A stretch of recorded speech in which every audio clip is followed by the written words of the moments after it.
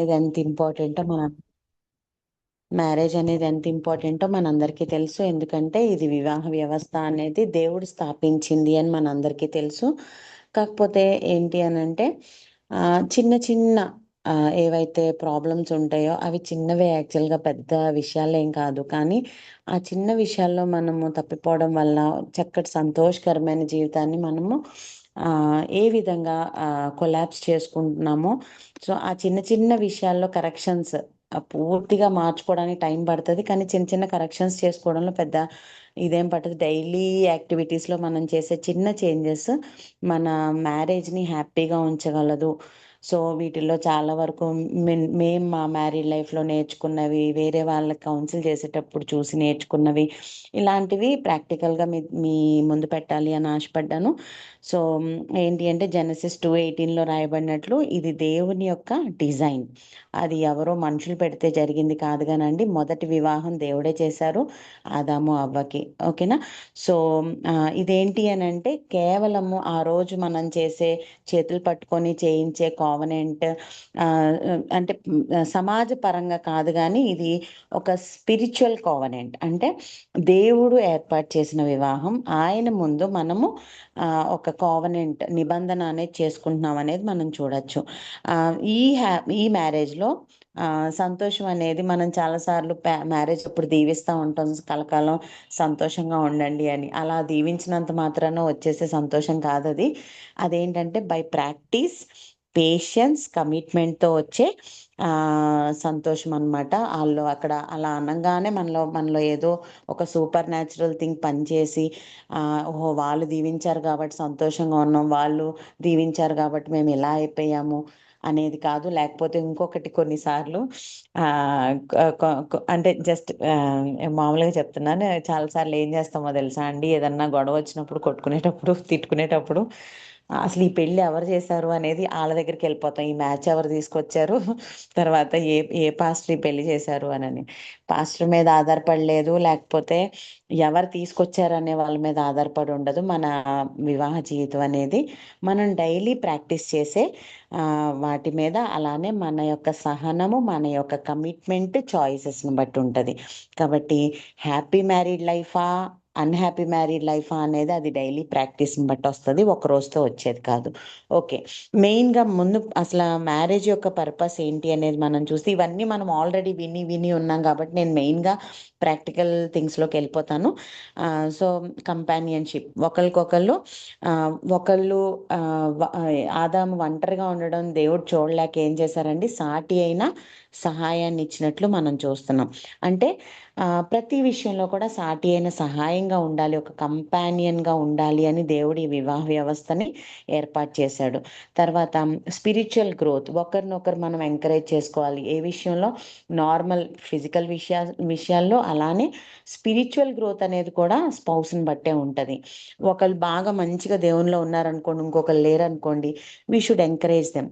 ఎప్పటికప్పుడు మనం వాళ్ళ ఎదుగుదలకి స్పిరిచ్యువల్‌గా వాళ్ళు ఎదిగే విధంగా ఎలాంటి విషయాలు సహాయపడతాయో అవి మనం చేస్తా ఉండాలి. తర్వాత ఈ యొక్క వివాహ వ్యవస్థ అనేది దేన్ని సూచిస్తుంది అనంటే క్రీస్తుని, సంఘాన్ని. క్రీస్తు ఎవరండి? భర్తగా చూపిస్తుంది. సంఘం ఏంటంటే వధువు, భార్యగా చూపిస్తా ఉన్నారు. కాబట్టి వాళ్ళిద్దరి మధ్యలో క్రీస్తుకి, సంఘానికి మధ్య ఎటువంటి ప్రేమ, ఎటువంటి ఇదుందో అటువంటి విధంగా ఫ్యామిలీలో ఉండాలి అనేది ఎఫెసియన్స్ 5:25లో మనం చూస్తా ఉంటామనమాట. ఒక మాట గనక మనం చూస్తే ఏ ఏ యొక్క భార్యాభర్తలైతే కలిసి ప్రార్థన చేసి దేవుని యొక్క వాక్యాన్ని కలిసి చదువుకుంటారో వాళ్ళు ఎమోషనల్‌గాను, అలానే స్పిరిచ్యువల్‌గా కూడా స్ట్రాంగ్‌గా ఉంటారు అనేది మనం చూస్తా ఉంటాం. అసలు జనరల్‌గా కామన్ ప్రాబ్లమ్స్ ఏంటండి మ్యారేజ్‌లో గనక మనం చూస్తే పెద్ద పెద్దవి కాదు. చిన్నవే. అవే బైబిల్‌లో ఒక మాటుంటది. స్మాల్ ఫాక్సెస్ అంట. When we remove that small foxes, ఆ చిన్న చిన్న నక్కల్లాంటివి ఏంటంటే అవి సులువుగా చిక్కులు పడతాయి. వాటిని గనక మనం సరి చేసుకుంటే మనం మన జీవితాన్ని హ్యాపీగా కొనసాగించగలం. జనరల్‌గా వచ్చేయేంటంటే ల్యాక్ ఆఫ్ కమ్యూనికేషన్. ఒకరితో ఒకరు మాట్లాడుకోవడం చాలా సార్లు మర్చిపోతా ఉంటాం. అది డైలీ హ్యాబిట్‌గా మనం పెట్టుకోవాలి. అది ఎలానో మనం చూద్దాం. ఏంటి అనంటే మన యొక్క ఆ కమ్యూనికేషన్‌లో భార్యాభర్తలు మాట్లాడుకోవడం వల్ల చాలా అపార్థాలు లేకపోతే అనర్థాలు జరగకుండా ఉంటాయి. లేకపోతే కమ్యూనికేషన్ లేకపోవడం స్టార్టింగ్‌లో ఈ కమ్యూనికేషన్ బానే ఉంటది. పెళ్ళైన కొత్తలో "ఏం చేస్తున్నావు అమ్మ? తిన్నావా?" లేకపోతే "ఏం చేస్తున్నారండి? తిన్నారా?" ఇంక ఎప్పుడు ఫోన్‌లుంటాయి. రాను రాను ఏమవుతా ఉంటది అనంటే, ఏముందిలే జరిగిపోతుంది గదా! అన్నట్లు మర్చిపోవడం. మర్చిపోవడం అని కాదు గానీ, వేరే బాధ్యతల్లో పడిపోయి నిదానంగా ఆ కమ్యూనికేషన్ అనేది గ్యాప్ వస్తా ఉంటది. దానివల్ల ఏం జరుగుతుంది అనంటే, లేనిపోయిన ఆలోచనలు. ఫర్ ఎగ్జాంపుల్ స్టార్టింగ్‌లో అంత మాట్లాడేవాళ్ళు ఇప్పుడు మాట్లాడట్లేదు. నా మీద ప్రేమ తగ్గిపోయిందనో, అలా రకరకాలు ఆ చిన్న చిన్న అనుమానాలు కాస్త ఏవో ఇప్పుడు ఇంక చూడండి ఎలా ఉన్నాయి, దారుణంగా ఉన్నాయి. సోషల్ మీడియా కానీ, లేకపోతే చుట్టుపక్కలోళ్ళొచ్చి ఎవరో ఒకళ్ళు కూర్చొని ఏదో ఒక మాట చెప్తారు.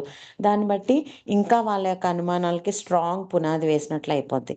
కాబట్టి ఈటన్నిటిని అవి రాకుండా ఉండాలి అనంటే స్ట్రాంగ్ కమ్యూనికేషన్ అనేది ఇద్దరి మధ్యలో ఉండడం వల్ల ఏవి కూడా అనర్థాలు జరగవు. తర్వాత ఇగో, ప్రైడ్ ఏంటంటే నేనే ఎందుకు గొడవ జరిగిందనుకోండి, నేనే ఎందుకు మాట్లాడాలి అన్న ఇగో. సో, ఇవన్నీ కూడా common problem. Out side interference బయట వాళ్ళు ఎవరో ఒకళ్ళు జోక్యం చేసుకొని ఏదో ఒక మాట అంటారు. దాన్ని బట్టి గొడవలాడుకుంటా ఉంటాం. సో, వీటన్నిటిని మించింది ఒక ప్రాబ్లమ్ ఏంటో తెలుసా అండి? అసలు ఏది లేకపోతే మన ఇంట్లో ఎక్కువ ప్రాబ్లమ్స్ వస్తాయంటే, ఆ స్పిరిచ్యువల్ ఫౌండేషన్ అనేది సరిగ్గా లేదనుకోండి. వీక్ స్పిరిచ్యువల్ ఫౌండేషన్ గనుక ఉంటే ఆటోమేటిక్‌గా గొడవలకి అదే ఒక పుట్టినిల్లు అంటారు చూడండి అలాంటిదనమాట. కాబట్టి విషయం ఏంటి అనంటే మనం స్పిరిచ్యువల్‌గా స్ట్రాంగ్‌గా ఉంటే గనక ఆటోమేటిక్‌గా ఎటువంటి ప్రాబ్లమ్స్ అయినా మనం ఈజీగా సాల్వ్ చేసుకోగలం. ఒక్క ఉదాహరణ నేను చెప్పాలి అనుకుంటున్నాను. ఒకళ్ళకి ఇట్లనే ఆహ్, డైవర్స్ ఇష్యూ జరిగినప్పుడండి చాలా వాళ్ళని మేము ఎట్లా అంటే ఇది దేవుని చిత్తం కాదు.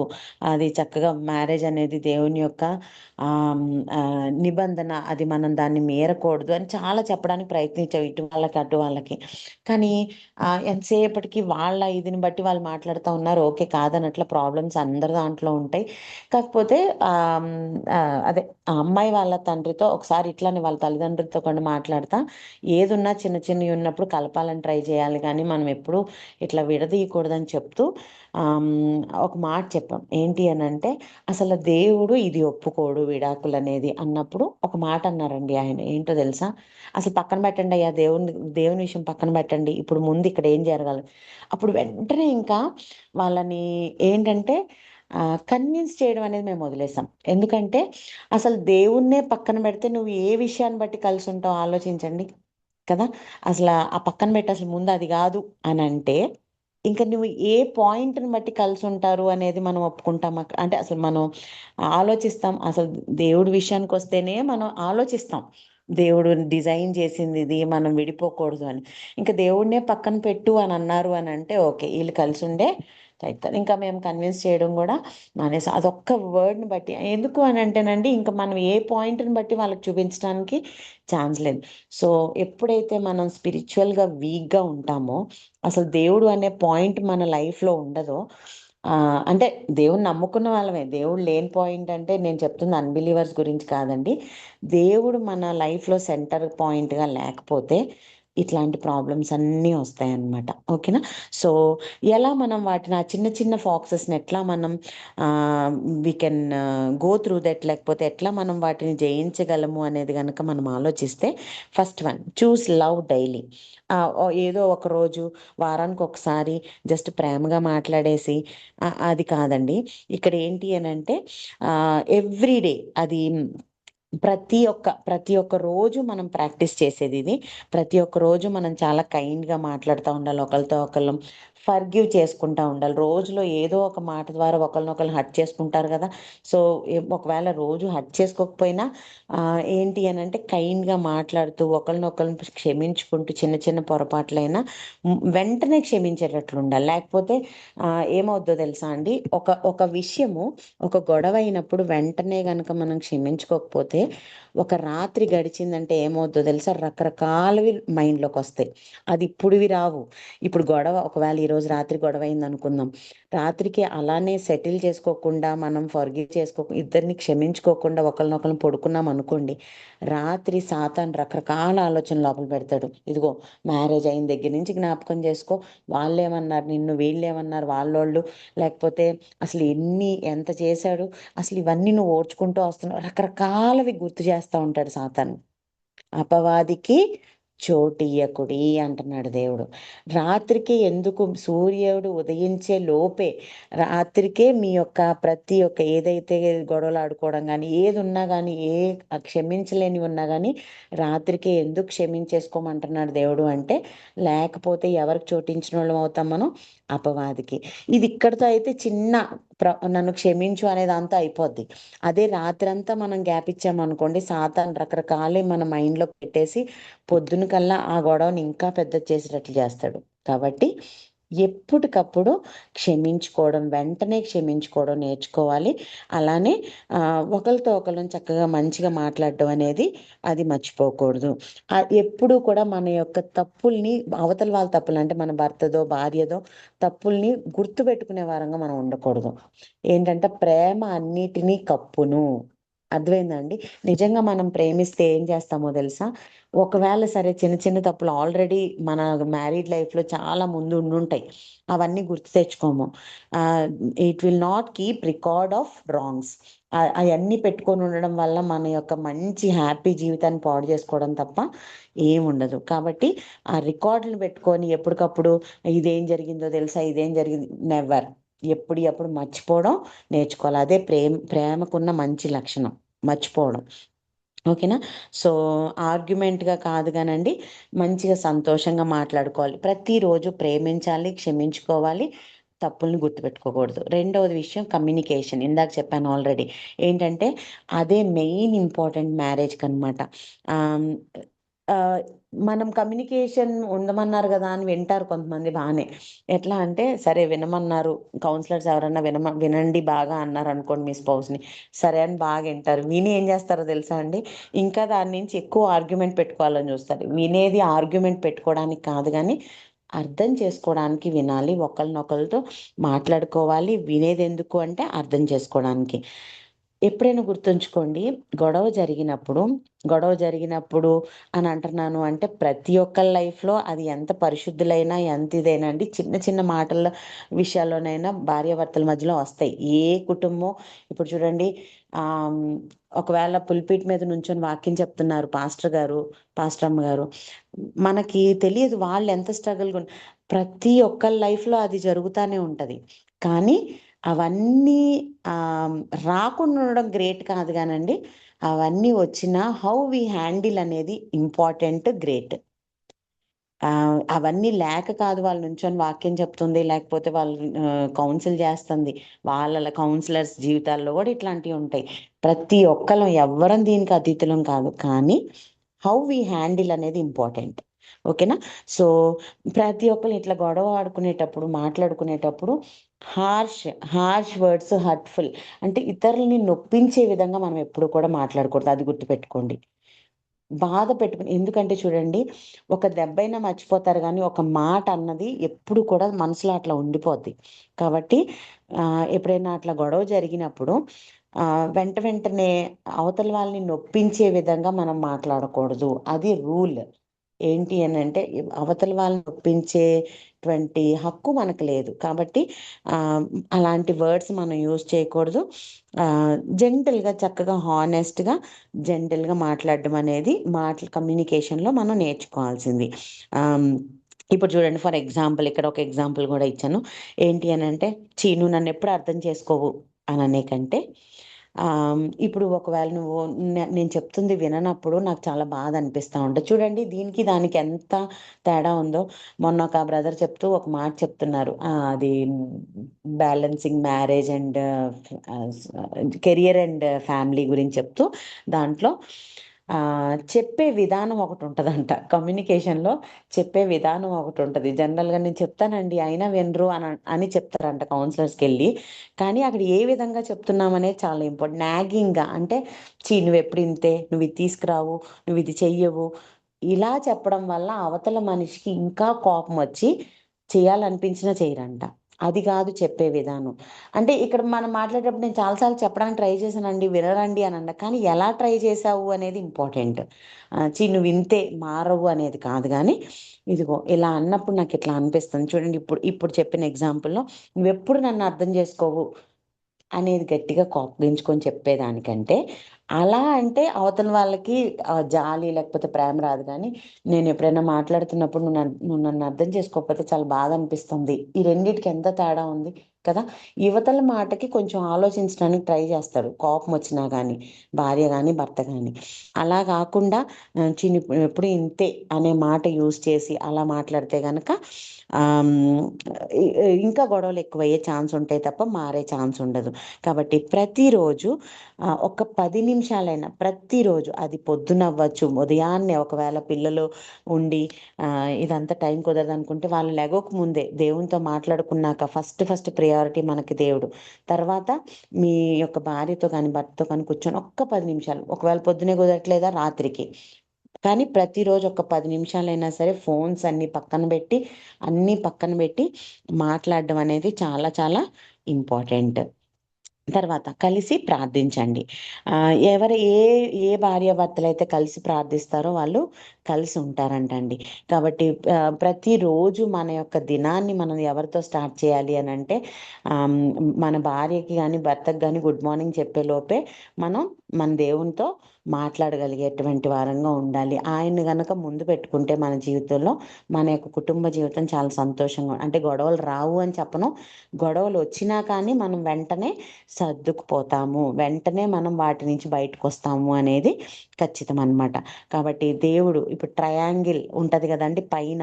ఆ ట్రయాంగిల్‌లో పైన కార్నర్ వచ్చేసరికి గాడ్‌గా మనం పెట్టుకుంటే కింద 2 కార్నర్స్ వచ్చేసరికి వైఫ్ అండ్ హస్బెండ్. ఈ లోపల అప్పుడు ఈ ట్రయాంగిల్ షేప్‌లో గనక మన రిలేషన్ వెళ్తా ఉంటే, అప్పుడు పిల్లలు లోపల చాలా సెక్యూర్డ్‌గా ఉంటారు అనేది మనం చూస్తా ఉంటాం. సో ఆహ్, ఎప్పుడు ప్రేయర్ చేయాలి అన్నీ బావున్నప్పుడేనా? అంతా ఇద్దరు మాట్లాడుకుంటున్నప్పుడే ఇద్దరు కలిసి ప్రార్థన చేయాలంటే కాదు.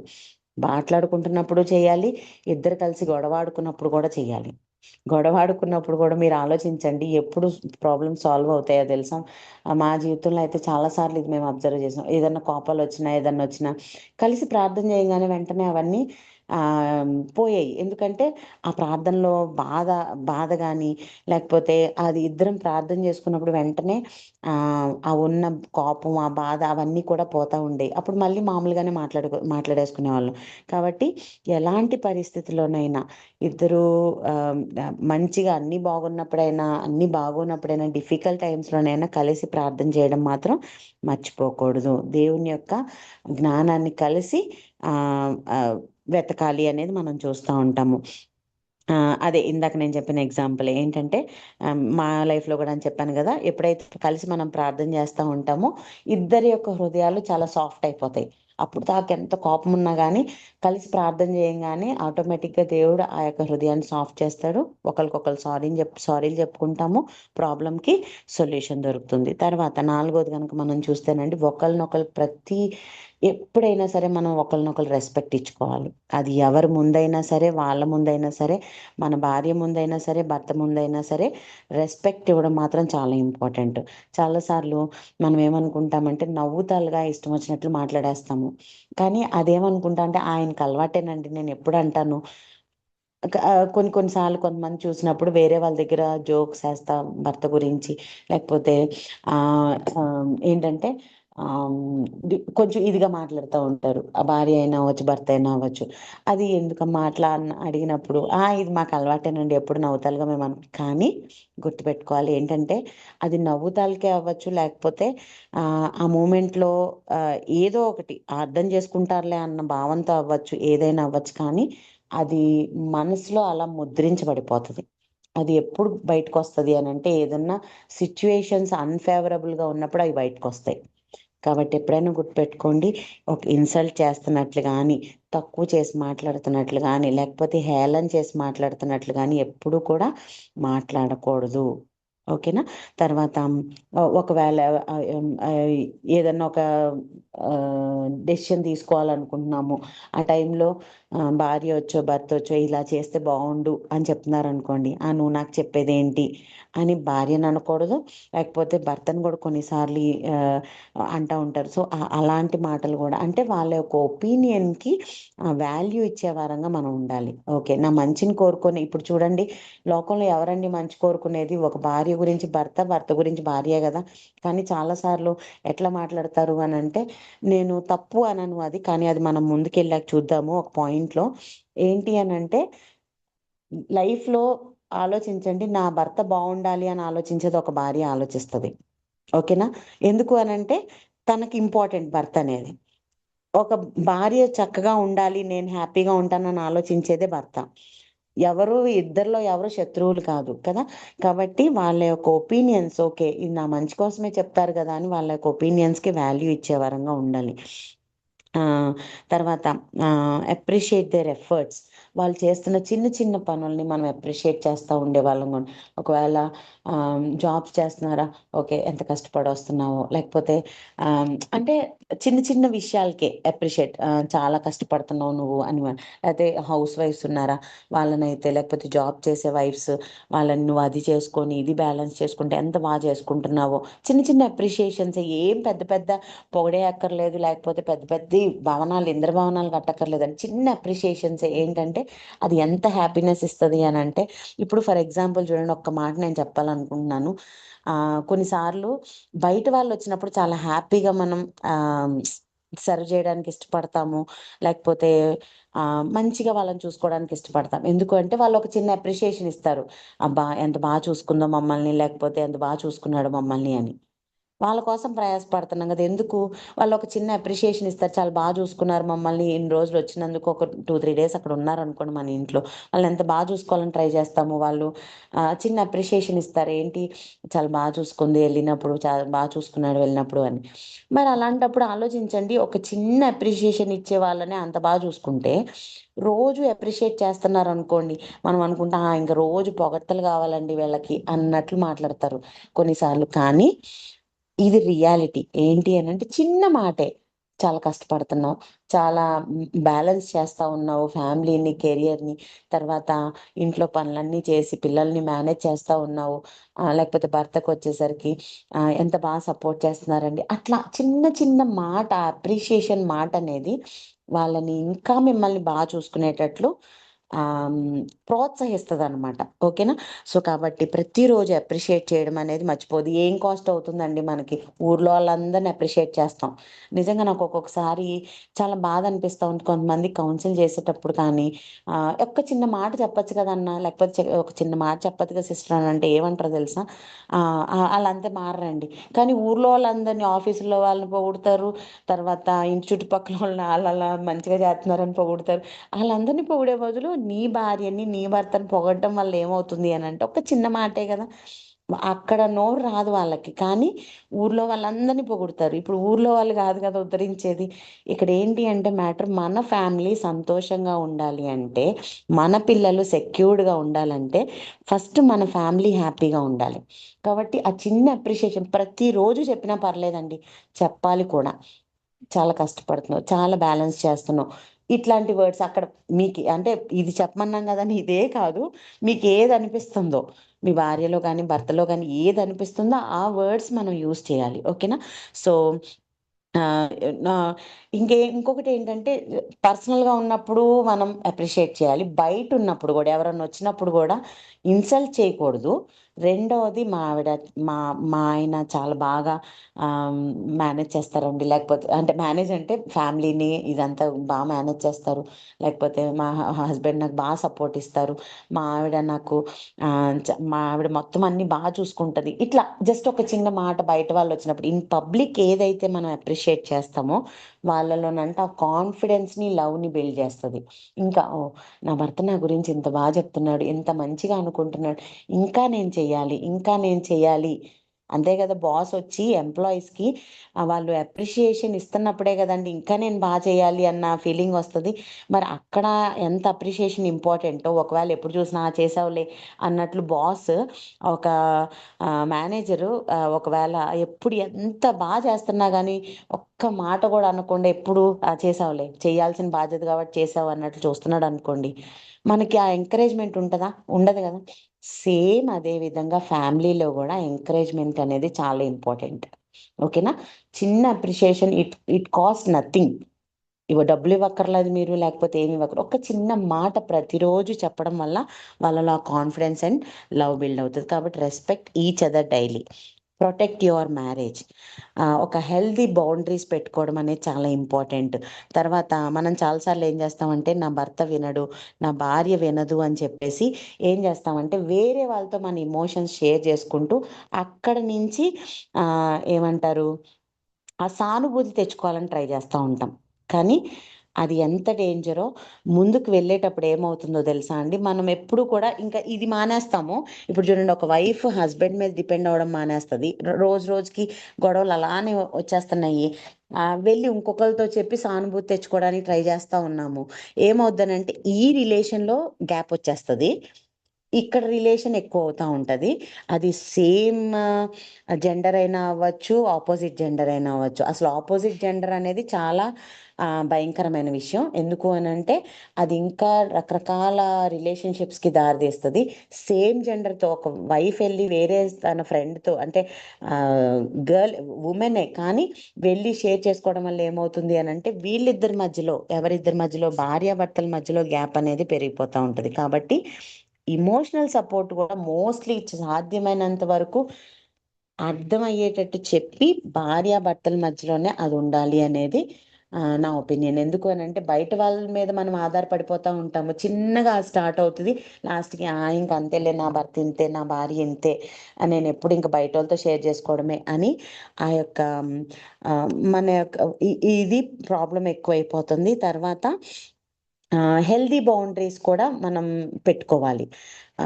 ఎవరో మనల్ని పొగుడుతున్నారు బయట వాళ్ళు, ఆఫీస్లో కానీ లేకపోతే ఇంటి దగ్గర వాళ్ళు కానీ, ఓకే ఈమె బాగా చేస్తుంది, లేకపోతే ఈయన బాగా చేస్తున్నారు అన్నప్పుడు, మా ఆవిడ ఎప్పుడు పొగడదు, మా ఆయన ఎప్పుడు ఇంతే, నన్ను అర్థం చేసుకోడు కాబట్టి వాళ్ళు నన్ను బాగా ఎంకరేజ్ చేస్తున్నారు కాబట్టి అన్నట్లు వాళ్ళతో ఫ్రెండ్షిప్ ఎక్కువైపోతూ ఉంటుంది.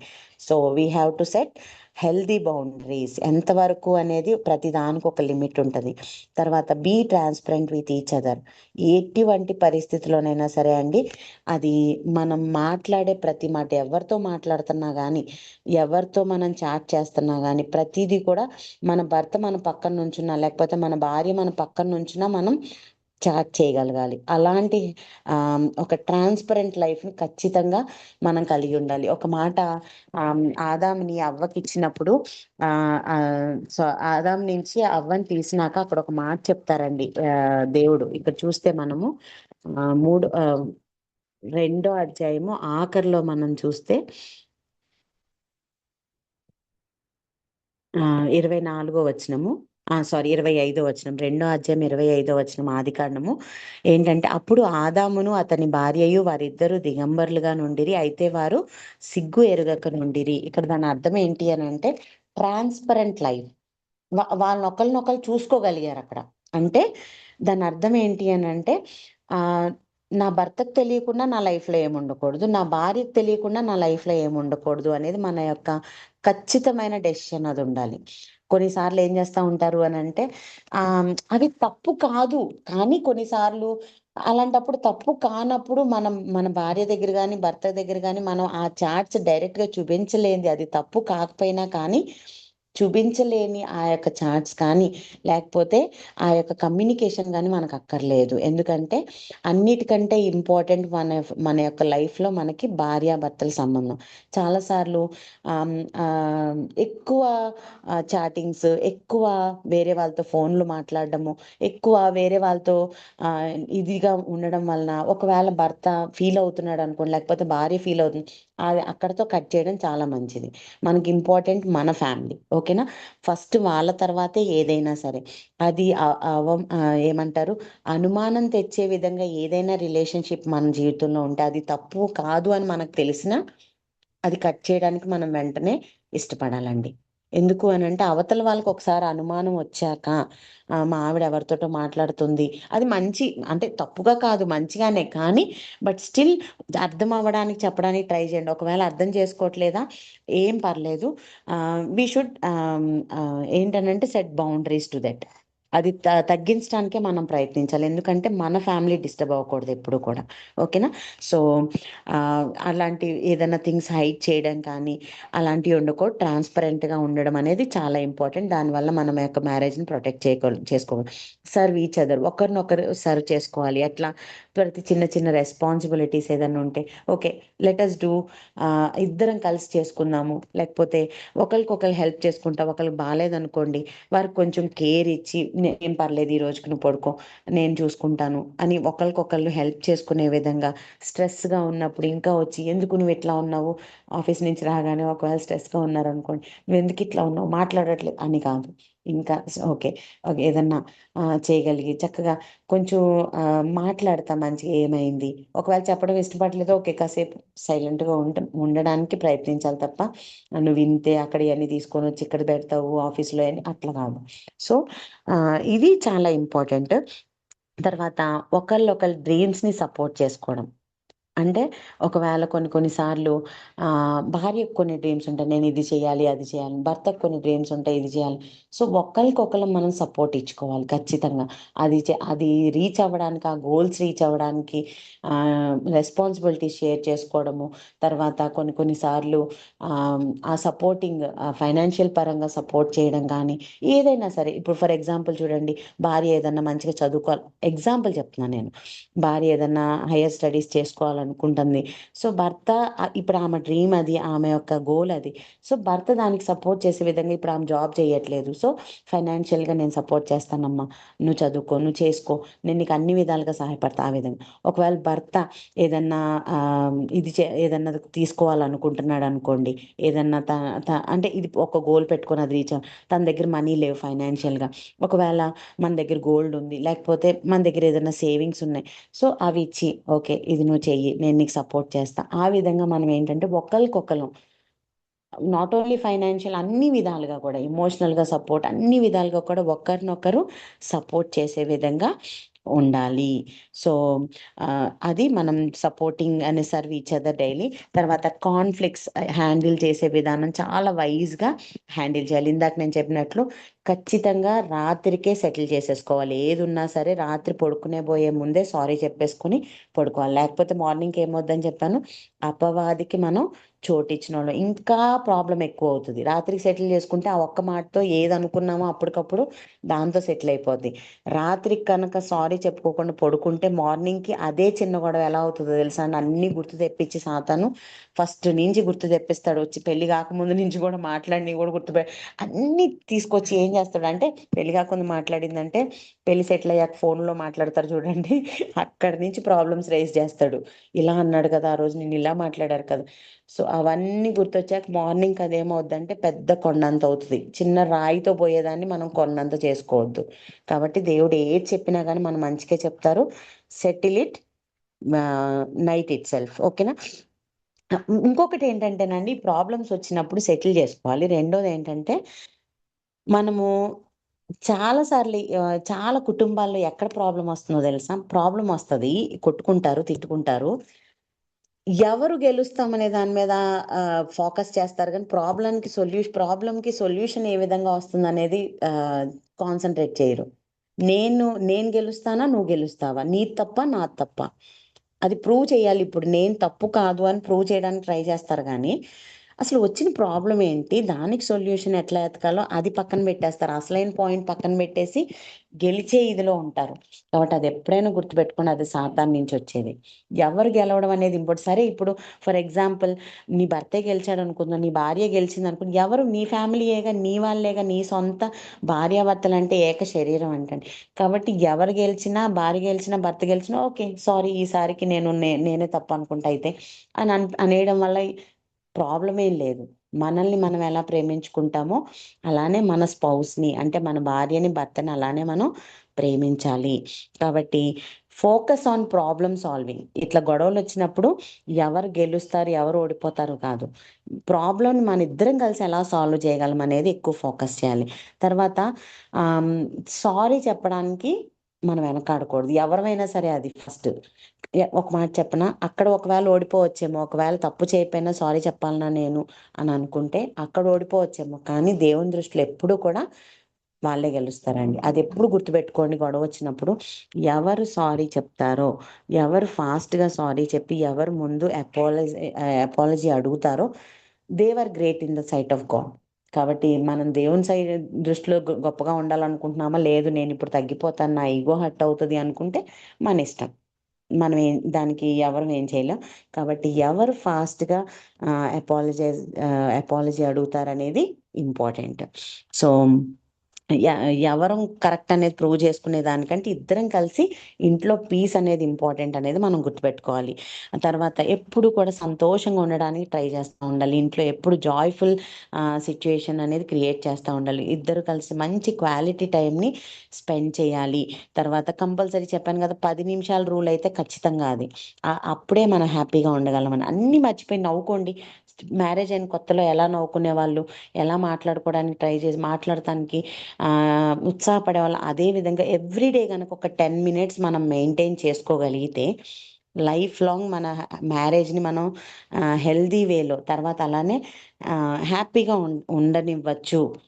అది మాత్రం మిస్ అవ్వద్దు. అది మార్నింగ్ అవ్వచ్చు, పిల్లలు పడుకున్నాక అవ్వచ్చు, ఇద్దరు కలిసి కాసేపు నవ్వుకోండి. ఒక 10 నిమిషాలు చక్కగా మాట్లాడుకుంటూ. గొడవలు ఇవన్నీ అంటే ఒకరినొకరు గొడవ రేపే విషయాలు పక్కన పెట్టి అవి గుర్తు తెచ్చుకోవద్దు. మళ్ళీ గుర్తు తెచ్చుకోమన్నాం కదా, మాట్లాడుకోమన్నాం కదా అని ఆ రోజు నువ్వు ఇలా అన్నావు అలా అన్నావు కాదు.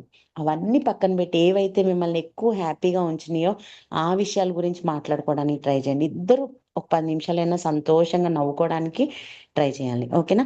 సో కలిసి నవ్వుకోండి.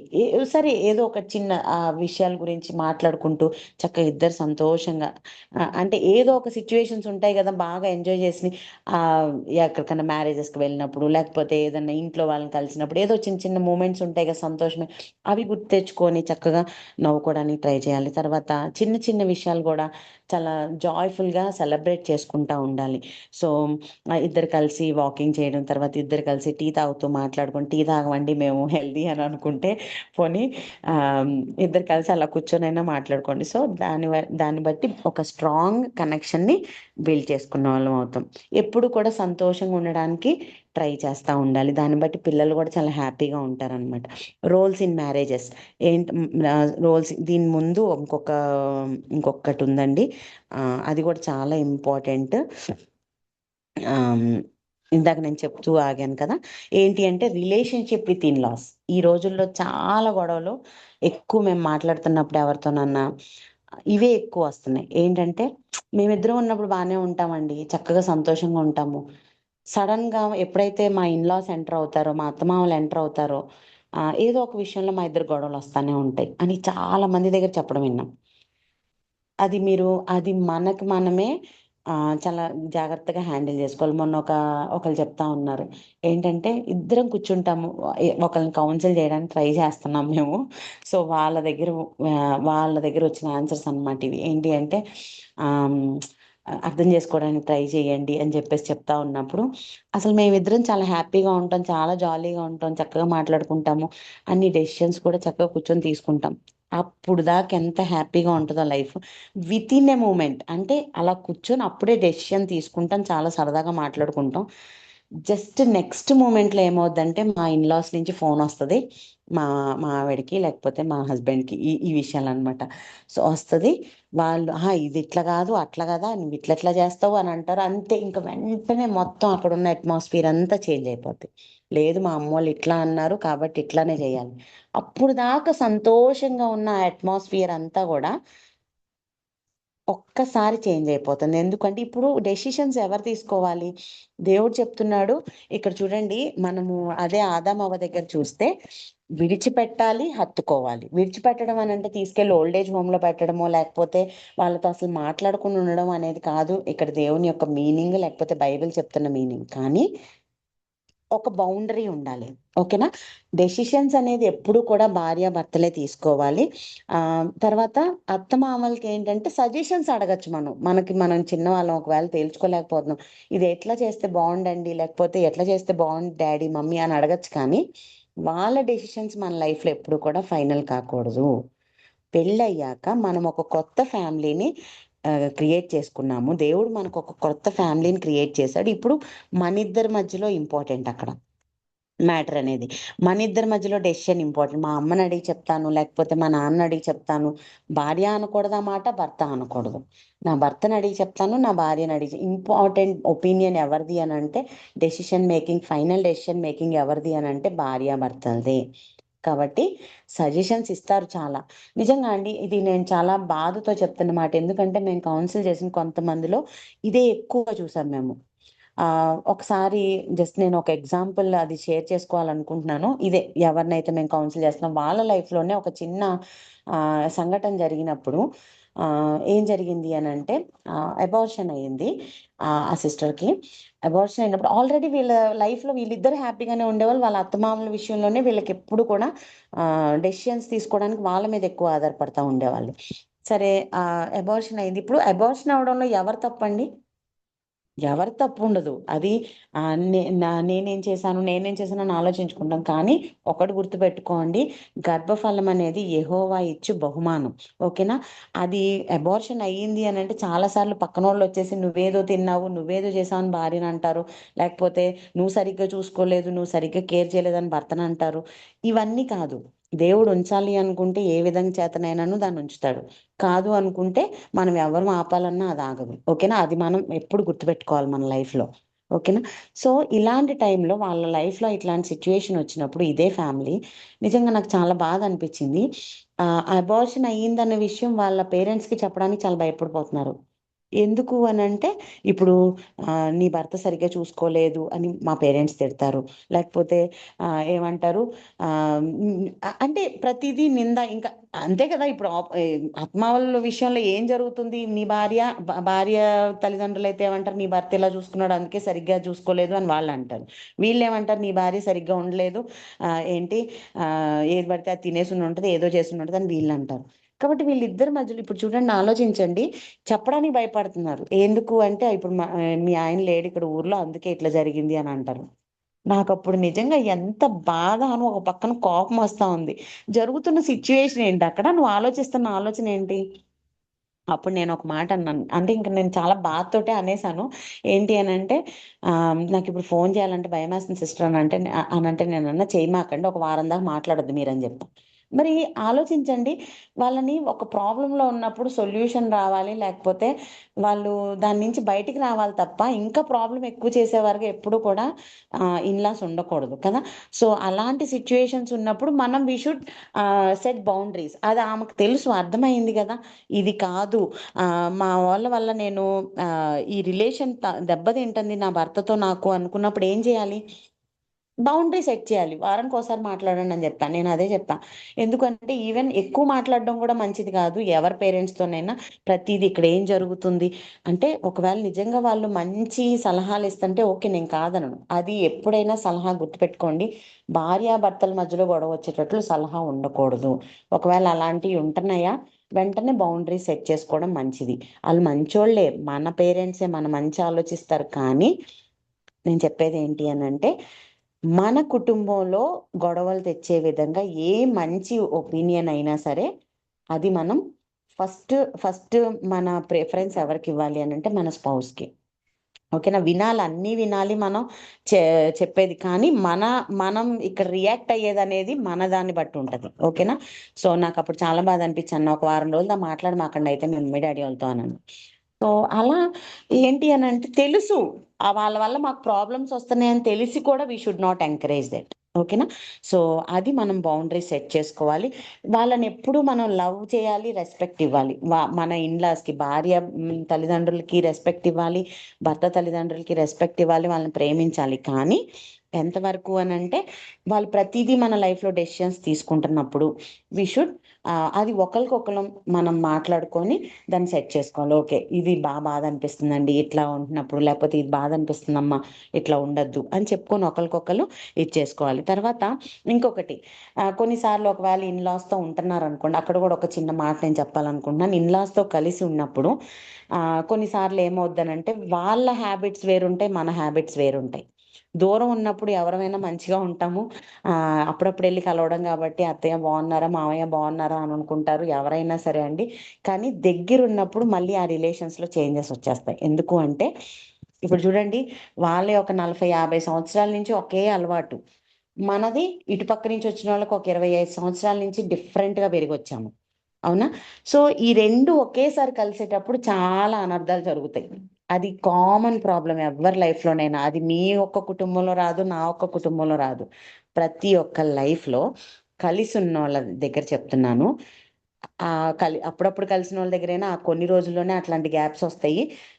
నేను చెప్తుంది ఎందుకు అనంటే, అలాంటివొచ్చినప్పుడు ఇదేదో ఎక్స్‌ట్రా ఆర్డినరీ నాకే వచ్చిందని మీరెవ్వరు ఫీల్ అవ్వక్కర్లేదు. ప్రతి ఒక్కళ్ళ ఇంట్లో ఇదుంటది. ఎందుకు అంటే that is a common problem. ఎందుకు అంటే ఇన్ని సంవత్సరాలు వీళ్ళ హ్యాబిట్స్, ఇన్ని సంవత్సరాలు ఇవతల మన హ్యాబిట్స్ ఒకేసారి కలవాలి అంటే, ఒకేసారి కలవడం అంటే ఒక రోజు కాదు, 2 రోజులు కాదు. అది లైఫ్ లాంగ్ అయినా గాని కలవవు.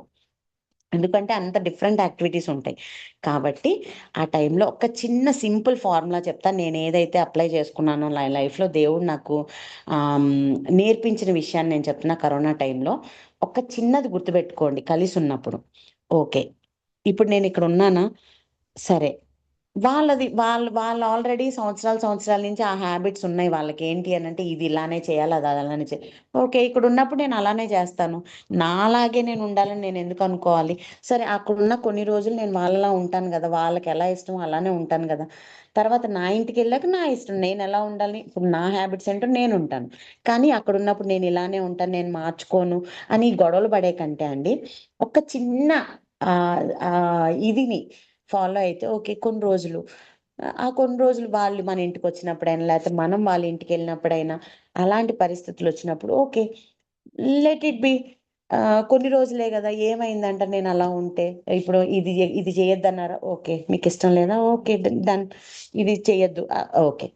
తర్వాత మన ఇంటికొచ్చినప్పుడు వాళ్ళు మన ఇంటికొచ్చినప్పుడు కూడా కొన్ని ఓకే. వాళ్ళున్నప్పుడు వాళ్ళకిష్టం లేని కొన్ని అలా ఏంటంటే ఆ చిన్న చిన్న చేంజెస్ వల్ల ఏమవుతుందంటే సుఖంగా ఉంటాం, సంతోషంగా ఉంటాం. అలా గాకుండా నేను నీ ప్రకారం నేనెందుకు జేయాలి?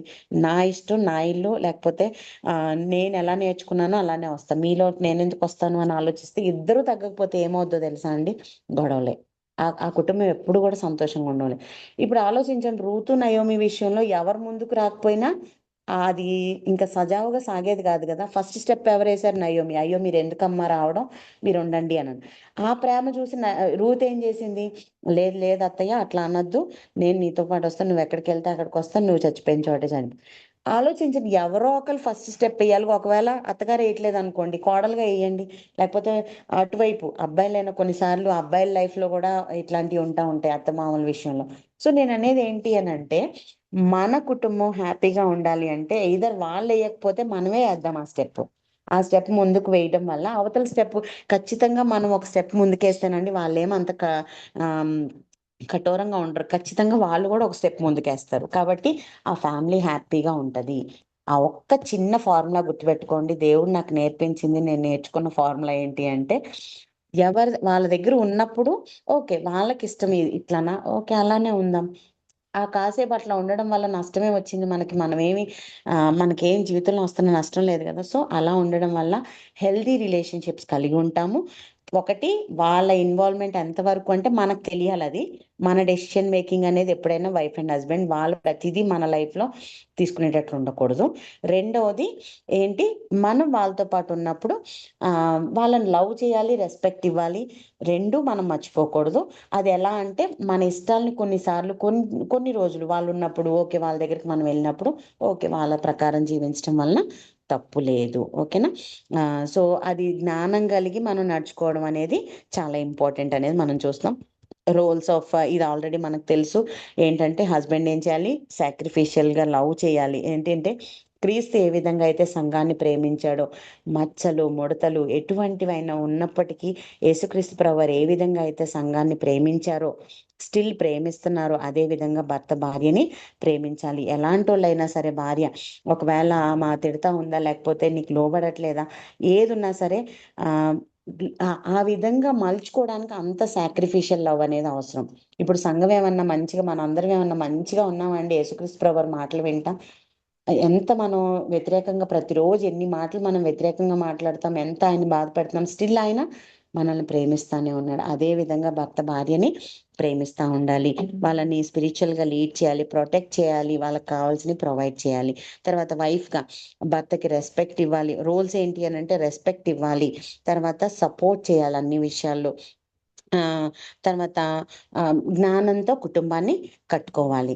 తర్వాత పవర్ ఆఫ్ ఫర్గివ్నెస్, ఎంత ఫర్గివ్నెస్ అనేది ఎంత పవర్ఫుల్ అని అంటే ఆ యొక్క తప్పుల్ని కనుక మనం గుర్తుపెట్టుకోకుండా మనం ఎప్పటికప్పుడు క్విక్గా ఫర్గివ్ చేస్తూ ఉన్నాం అని అనుకోండి, అవేమవుతాయంటే పెద్ద మహా ఏమంటారు కొండలు అవ్వకుండా చాలా చిన్న వాటితోటే ఏ రోజుకి ఆ రోజు క్లియర్ అయిపోతూ ఉంటాయి అనేది మనం చెప్పుకోవచ్చు. తర్వాత ఒకరి మీద ఒకరు ఒక ట్రస్ట్ అనేది బిల్డ్ చేసుకోవాలి. ఓకేనా, ఒకరికొకరు హానెస్ట్గా ఉండాలి, ఒకరికొకరు కన్సిస్టెంట్గా.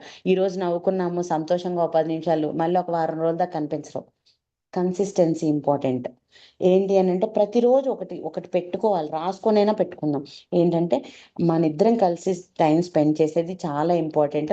ఆ 10 నిమిషాలు ఏం చేస్తుంది అని అంటే లైఫ్ లాంగ్ వచ్చే ప్రాబ్లమ్స్ని సాల్వ్ చేస్తుంది. ఆ 10 నిమిషాలే లేకపోతే అనవసరమైన ప్రాబ్లమ్స్ మనం కొని తెచ్చుకుంటాం. కాబట్టి ప్రతి విషయంలో, ప్రేమించే విషయంలో, కమ్యూనికేట్ చేసే విషయంలో, అలానే గౌరవించే విషయంలో, ఈరోజు గౌరవించానంటే మళ్ళీ ఒక వారం రోజుల దాకా అలా కాదు. అప్రిషియేట్ చేసే విషయంలో ఈరోజు అప్రిషియేట్ చేసామంటే మళ్ళీ ఒక 10 రోజుల దాకా గుర్తుండదు.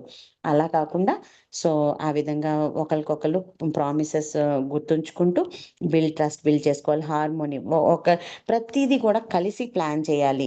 తర్వాత సీక్రెట్స్ మెయింటైన్ చేయకూడదు. ఫైనాన్సెస్ కూడా చూస్తే మనము ఓపెన్గా ఫైనాన్సెస్ విషయంలో కూడా కలిసి ఒక డెసిషన్ తీసుకోవాలి. ఏం ఒపీనియన్ ఏంట్లే నేను కొనేదానికి అని ఆయన అనుకోకూడదు. ఈయన చెప్పేది ఏంట్లే నా శాలరీ కదా, నా అకౌంట్లో డబ్బులు నా ఇష్టమో కాదు. ఎప్పుడు అది ఈ రెండు అనేది కాదు, ఏక శరీరం ఒక్కటే. ఓకేనా, even though there are 2 accounts, అది సింగిల్ అకౌంట్ కింద. నీ దాంట్లో ఎంత ఉందో ఆయనకు తెలియాలి, ఆయన దాంట్లో ఎంత ఉందో నీకు తెలియాలి. సో అది చాలా ఇంపార్టెంట్. ప్రతిది ఏదైనా కొనాలనుకున్నా, ఏదైనా చేయాలనుకున్నా ఇద్దరు కూర్చొని ఇది చేద్దాం అనుకుంటున్నాము, ప్రార్థన చేద్దాము, దేవుడు ఏం చెప్తాడో అని డెసిషన్ దేవుని చేతిలోకి వదిలేయాలి. ఇద్దరు కలిసి ప్రేయర్ చేయాలి. సో మంత్లీ ఎంత అవుతుంది అని బడ్జెట్స్ కూడా కూర్చొని మాట్లాడుకోవాలి.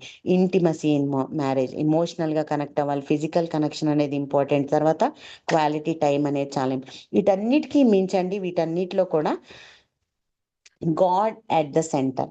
ఓకేనా, ఆయన గనక సెంటర్గా లేకపోతే నేను చెప్పిన ఎగ్జాంపుల్స్ అన్నిట్లో ఆయన సెంటర్గా ఉండాలంటే మనం కలిసి వాక్యం చదవాలి, కలిసి ప్రార్థన చేయాలి, కలిసి చర్చ్కి అటెండ్ అవ్వాలి. భార్య వెళ్తుంది కదా సరిపోతులే కాదు, నా భర్త రాకపోతే ఏమైందిలే నేను వెళ్తున్నాను కాదు, నా భార్య రాకపోతేలే నేను వెళ్తున్నాను కాదు. ఇద్దరు కలిసి ప్రార్థన చేయాలి, కలిసి వాక్యం చదవాలి, కలిసి సంఘానికి కూడా వెళ్ళాలి. అప్పుడు మనం స్ట్రాంగ్గా ఉంటాము, దేవుణ్ణి మనకి సెంటర్గా పెట్టుకుంటే. కాబట్టి ఇదండి, వీటిలో అన్నిటిలో కూడా మెయిన్ థీమ్ ఏంటి అని అంటే దేవుణ్ణి ఎప్పుడైతే మనం మన జీవితంలో సెంటర్ పాయింట్గా పెట్టుకుంటామో మనం వైజ్గా, ప్రాక్టికల్గా, చక్కగా ప్రతి విషయంలో చిన్న చిన్న విషయాలను ఎలా మనం అవాయిడ్ చేయగలమో చెప్తున్నాం. సో ఇక్కడ ప్రాక్టికల్ యాక్టివిటీ జస్ట్ మీరు తర్వాత చేసుకోండి. ఏంటి అనేది ఇది నేను పంపిస్తాను మీకు. ప్రతిరోజు ఒకటి చూడండి. ఏంటంటే నేను ఈరోజు నా భర్తని అప్రిషియేట్ చేస్తున్నాను, నా భార్యని అప్రిషియేట్ చేస్తున్నాను, ఓకే, ఏది నేను ఈరోజు ఇంప్రూవ్ చేసుకోగలను అనేది రెండు కనుక మనం గుర్తుపెట్టుకుంటే, సో సహనంతో, ప్రేమతో, కమిట్మెంట్తో, దేవుని యొక్క ప్రెజెన్స్తో సంతోషంగా మన జీవితాన్ని, ఇవే సీక్రెట్స్ అండి. చిన్న చిన్న ఫాక్సెస్ అంటారు వీటిని, గుంట నక్కలు అనమాట ఇవన్నీ. ఇవి మనం సంతోషంగా ఉండలేకుండా మన జీవితాన్ని చెరిపివేస్తూ ఉంటాయి. కాబట్టి వీటిని మనం తీసి పారేస్తూ ఉన్నాం అనుకోండి, డైలీ మనం కన్సిస్టెంట్గా మనం ప్రాక్టీస్ చేస్తున్నాం అనుకోండి, మన లైఫ్ హ్యాపీగా ఉండగలదు. తర్వాత ఇక్కడ చూస్తే ఎక్లేషియాస్టస్ ప్రసంగి 4:12 a cord of 3 stands in not quickly broken. 3 పేట్ల తాడు ఎప్పుడు కూడా త్వరగా తెగిపోదు. ఆ 3 పేటలు ఎవరండి? మొదటిది దేవుడు, రెండోది భర్త, 3 భార్య. సో ఈ 3 ఎప్పుడైతే కలిసి ఉంటాయో ఎవరు కూడా దాన్ని త్రుంచి వేయలేరు. కాబట్టి ఈ హ్యాపీ మ్యారేజ్ అనేది ఇద్దరు పీపుల్ ఎప్పుడైతే దేవుని మీద డిపెండ్ అవుతూ ఒకరినొకరు ప్రేమించుకుంటూ ఉంటారో హ్యాపీ మ్యారేజ్ని మనం చూపించిన వాళ్ళం అవుతాము. కాబట్టి ఈ యొక్క వాక్యాన్ని దేవుడు దీవించును గాక. ఎవరైనా ఒకరు ప్రార్థన చేస్తే మనం ముగించుకుందామండి.